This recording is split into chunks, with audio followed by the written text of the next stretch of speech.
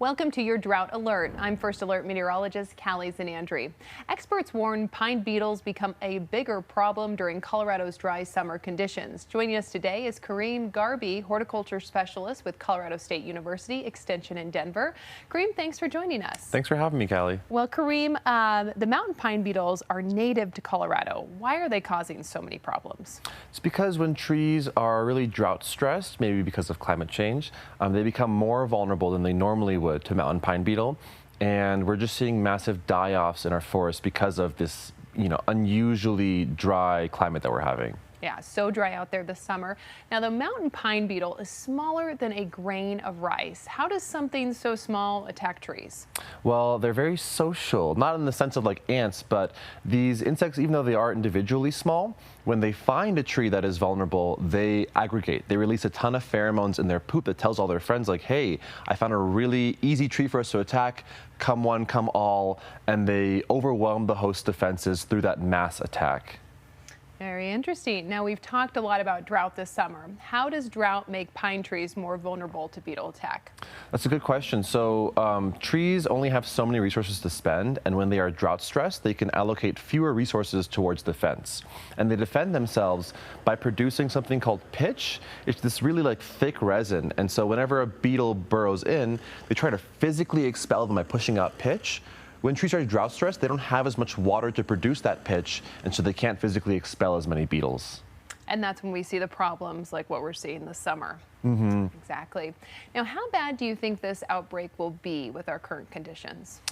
I don't want to be the bearer of bad news, but I think it's going to be, I think we can be hopeful looking ahead because we have a strong El Nino cycle, so we should be getting some more moisture coming.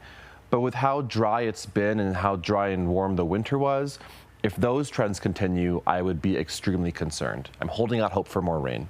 Yeah, everybody, more rain and more snow this winter. Now, if someone catches an infestation early, are there steps they can take to protect nearby healthy trees?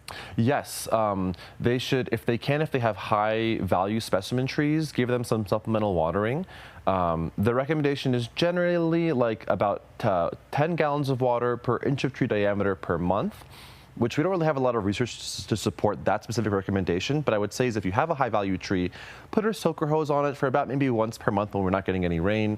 See if that helps improve things. Besides providing supplemental water, if there's trees that we suspect to be vulnerable, those can be protected with preventative sprays of insecticides applied in the spring and the fall when the beetles are flying around. But it's good to know that these preventative sprays cannot deal with active infestations in the tree. Once the beetles burrow inside, the bark is kind of like a shield against any kind of chemicals.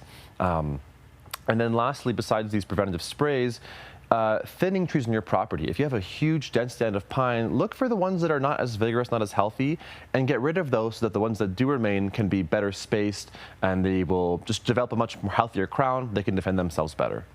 Great advice. Now, how are beetle-killed trees and wildfires connected? Yeah, so when these beetles kill these trees, there's a couple nuanced ways that increases wildfire risk. One, by clearing the forest, they allow for better airflow, and air is what feeds fires, so it can make it, easier to combust in the future. And then these dead trees themselves serve as a fuel source. When they're still freshly killed, it creates a higher elevation of food source. There's all these needles higher up on the tree, so the fire can burn higher. And then once those trees die, all that flammable material is deposited on the ground, which could then be a fuel source for like any brush fires and such. Almost like matchsticks. Exactly. Yeah. Well, a lot of people think it's just one dead tree on my property. Why is it important for homeowners to address infestation quickly? Yeah, because they can spread very fast. Mountain pine beetle, once they may be attracted initially to that one stressed tree, but while they're there, they're going to look around and say, maybe there's some other trees around here that may also make good hosts. And, we can manage them. Another way that I forgot to mention how to manage them is the application of something called verbenone packets. These are these packets that you put on trees that kind of signal to the beetles like, hey, this tree is already full. It's already full of beetles. We're going to leave it alone. The downside to that is if you are applying these verbenone packets, you're just redirecting population. So that may redirect the beetles towards the nearby trees even more. Yeah, that's kind of tricky. Well, what research or forest management strategies are helping Colorado become more resilient against future beetle outbreaks?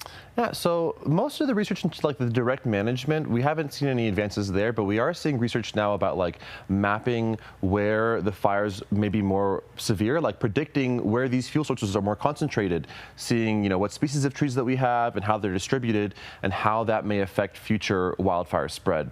And then there's some research into like, just some new conventional like forest management strategies, but no new research into like the beetles, we haven't found like a new wasp to go after them or a special magic bullet fungus that'll kill them. Most of it is just in how we manage these fires. Yeah, well, we'll just have to wait and see and hope for more rain and some more snow this winter, right? Yep. Fingers crossed, seriously. Fingers crossed. Well, Kareem, thanks for being here, and we'll see you here next week for your drought alert.